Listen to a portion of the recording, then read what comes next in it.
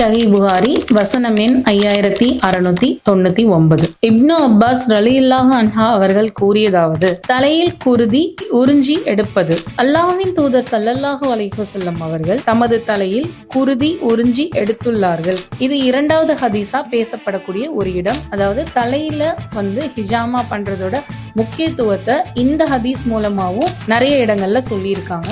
தலையில ஹிஜாமா பண்ணும்போது, அதாவது உச்சந்தலையில ஹிஜாமா பண்ணும்போது நமக்கு ஏகப்பட்ட நன்மைகள் இருக்கு. அதுல மிக முக்கியமான ஒரு விஷயம் என்னன்னா, நமக்கு மன அமைதிங்கிறது ரொம்ப முக்கியமான ஒரு விடுதலையா கிடைக்கும். தலைவலி, மன அமைதி, இப்ப பேசப்படுற ஸ்ட்ரெஸ், டிப்ரெஷன், ஆன்சைட்டி, அந்த மாதிரியான பலதரப்பட்ட மனம் சார்ந்த நோய்களுக்கு, பிரச்சனைகளுக்கு இந்த தலையில பண்ற ஹிஜாமா முழுக்க முழுக்க ரொம்ப உதவியா இருக்கும். நிறைய பேருக்கு உள்ள டவுட் என்னன்னா, தலையில பண்ணும்போது முடி இருக்கும் போதே பண்ணிக்கலாமா, இல்ல மொட்டை அடிச்சுட்டு தான் பண்ணணுமா அப்படின்ற கேள்வியும் வரும். ஆனா நாங்க இங்க ப்ரொசீஜர்ல முடி இருக்கிறவங்களுக்கு முடி எடுக்காம ஹிஜாமா பண்ணவும் படுது, முடி எடுத்துட்டு மொட்டை போட்டும் ஹிஜாமா பண்ணவும் படுது. தேவைக்கு ஏற்ப மாதிரி, அதே மாதிரி கிளைண்ட்டுக்கு ஏற்ப மாதிரி நம்ம பிளெக்சிபிளா இந்த ட்ரீட்மெண்ட் பண்ணி கொடுத்துட்டு தான் இருக்கோம். மேற்கொண்ட நிறைய ஹதீசுகள் இருக்கு, பின்வரும் பதிவுகள்ல பார்க்கலாம்.